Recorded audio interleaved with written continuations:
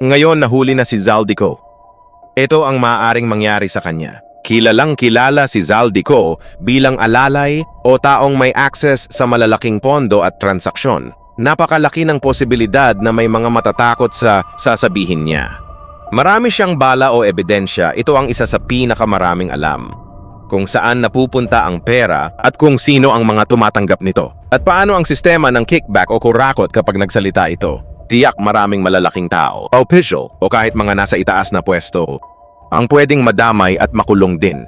Sa mundo ng politika at krimen, ang pinakamabilis na paraan para hindi kumalat ang katotohanan ay ang patahimikin ang source.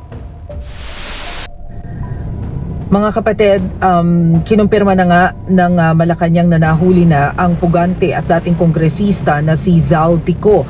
Nahuli na si Zaldico. Bunga ito ng matibay na paninindigan ni Pangulong Ferdinand R. Marcos Jr. na mapanagot at makulong ang sinumang sangkot sa maanumalyang flood control projects sa bansa.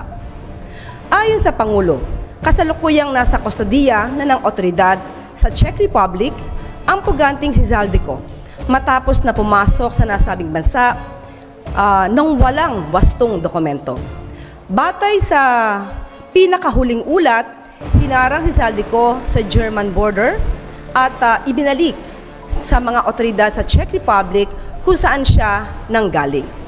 Dagdag ng Pangulo, nagpapatuloy ang koordinasyon ng Pilipinas sa mga otoridad ng Czech Republic. Nais lang po natin ipaalala sa mga nagsasabing kinalimutan na ang flood control scandal. Hindi po yan totoo. Ang pagkilos ng gobyerno, ang utos ng Pangulo ay nananatili. Managot ang dapat na managot.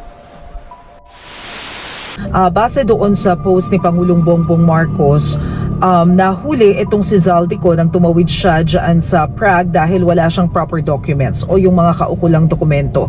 So kasalukuyan siyang nakadetain dyan sa may Czech Republic under Czech authorities and sa ngayon ay nakikipag-coordinate daw, nakikipag-ugnayan ng pamahalaan ng Pilipinas sa Czech Republic nang sa gayon ay magkaroon tayo o dumaan sa legal process at matiyak na maibalik dito sa Pilipinas ang nasabing pugante. At yan muna ang pinakahuling balita. Ako po si Maricel Halili. Magandang araw. Kapag nawala ang taong ito, mawawala rin ang susi para mahuli ang iba pa niyang kasabwat. Marami na tayong napanood o nabalitaan na mga saksi o akusado sa malalaking kaso na bigla na lang namamatay o pinapatay sa loob o labas ng kulungan bago pa man makapagpatotoo. Nandyan yung kaso nila June Lozada, Betty Go Belmonte, at iba pa o yung mga namamatay sa loob ng bilibid sa sobrang laki na ng media attention. Dahil viral na ang pagkahuli sa kanya at pinag-uusapan ng buong bansa, sobrang delikado kung may mangyaring masama sa taong ito. Lahat ng mata ay nakatutok sa kanya. Kapag may nangyari, halatang may sabwatan. Sa taong katulad ni Zaldico na matagal nang nasa sistema ng politika, siguradong nakaprepare na ang taong ito. Malaki ang chance na may mga dokumento o ebidensya na nakatago sa ligtas na lugar na may instructions ito sa abogado o kaibigan na kapag may nangyari sa kanya, ilalabas lahat ng pangalan at ebidensya. Ito yung tinatawag na dead man's switch. Kaya takot silang galawin ang politikong ito. Kasi alam nilang sasabog palalo ang isyong ito kapag namatay siya. Sa madaling salita, malabo mangyari agad kung anuman ang binabalak nila laban kay Zaldico. Ngayon kasi sobrang ingay na ng isyong ito. Pero kailangan talaga siyang ilagay sa sobrang higpit na bantay kasi nga buhay niya at katotohanan ang nakasalalay dito. Lahat ng may kinalaman sa mga anomalya ay mabubulgar at kakabahan sa paglantad nito sa investigasyon. Pero para sa akin, hanggat nasa kapangyarihan ang mga politikong sangkot sa mga anomalya, gagawa sila ng paraan upang pigilan at palabasing sinungaling si Zaldico. Pero mas magiging maganda ang laban ni Zaldico kung ang mga politikong sangkot sa anomalya na tumanggap na male-maletang pera ng bayan ay wala na sa kapangyarihan at ibang administrasyon na ang nakaupo sa pwesto. Siguradong tapos ang mga ito at isa-isang tutugisin ng batas.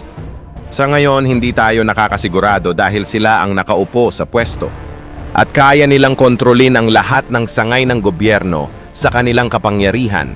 Tignan na lang natin ang magiging kahihinatnan ng kasong ito, pero wag tayong umasa na makukuha natin ang tunay na hustisya sa kasong ito dahil sila ang nasa kapangyarihan at hindi ang taong bayan na kanilang pinaglilingkuran. Ito po ang Mark My Channel na naghahatid sa inyo ng mga kwentong may kaalaman. Mag-subscribe na sa aking channel. Follow nyo ako para makagawa pa ako ng mga ganitong content para sa inyo. E-like nyo at mag-komento.